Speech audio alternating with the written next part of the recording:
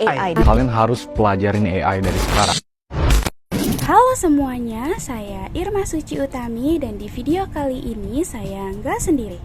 Saya bersama rekan-rekan saya dari program studi manajemen Universitas Bina Sarana Informatika. Ada Della, Elika, dan Fitri. Di era digital saat ini, kita semua dimanjakan dengan akses informasi yang tanpa batas.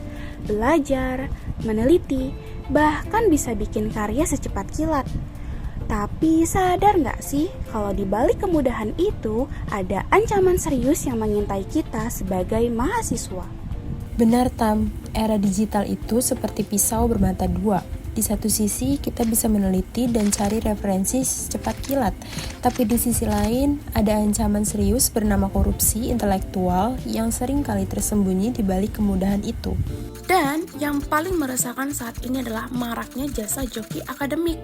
Mulai dari tugas harian sampai skripsi, semuanya ada harganya. Bahkan sekarang jasanya dipromosikan terang-terangan di media sosial. Dan sedihnya tuh banyak yang memaklumi dengan alasan yang penting cepat lulus. Alamak, duit nih. Kalau teman-teman berpikir ini cuma masalah sepele, coba simak ini. Survei Populix tahun 2023 menunjukkan kalau 26% mahasiswa di Indonesia mengaku pernah pakai joki skripsi. Bayangkan, seperempat dari calon sarjana kita menyerahkan tugas intelektualnya ke tangan orang lain demi kepentingan pribadi. Ini jadi tamparan keras buat kita.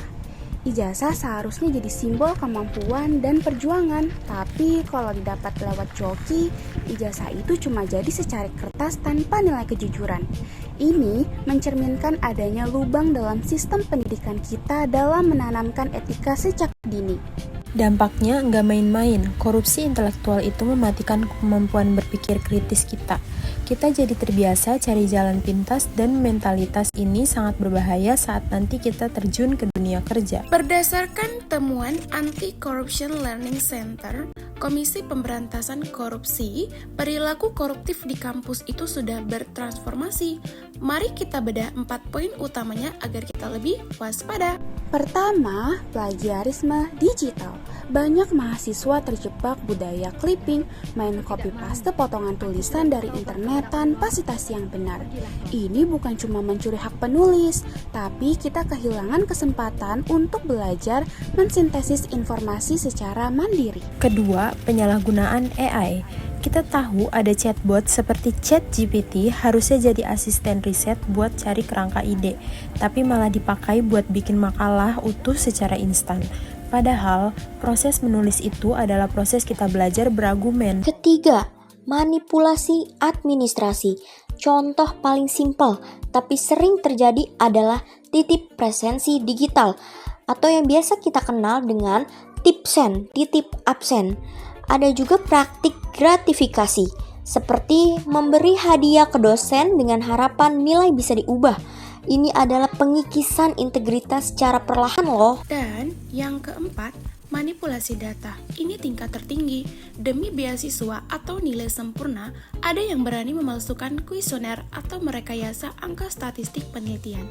Kalau datanya sudah palsu, ilmu pengetahuan yang dihasilkan jadi nggak ada harganya. Lalu, apa yang bisa kita lakukan sebagai mahasiswa? Kita harus mulai dari diri sendiri. Langkah pertama adalah menguasai literasi informasi. Kita harus sadar kalau menghormati hak kekayaan intelektual atau HAKI itu adalah wajib. Selanjutnya, kedua, gunakan teknologi untuk menjaga integritas. Sebelum kumpul tugas, biasakan cek karya sendiri pakai alat anti-plagiarisme seperti Turnitin atau Grammarly. Ini bentuk tanggung jawab moral kita. Ketiga, kita harus berani membangun budaya jujur. Mulai dari organisasi terkecil seperti menyebarkan nilai integritas lewat seminar atau diskusi ringan seperti yang sedang kita lakukan sekarang ini. Sebagai penutup, perlu ada sinergi. Kampus harus tetap tegas menegakkan sanksi etika tanpa pandang bulu dan menyediakan sistem deteksi yang baik. Kampus nggak boleh cuma kejar target statistik kelulusan, tapi mengabaikan prosesnya. Mahasiswa sebagai agent of change harus ingat kalau integritas adalah investasi jangka panjang. Lulusan yang lahir dari jalan pintas hanya akan jadi lulusan yang rapuh kompetensinya. Pendidikan itu tentang karakter, bukan cuma selembar kertas kelulusan. Mari menjadi generasi yang anti korupsi dan bangga dengan karya sendiri. Sampai jumpa.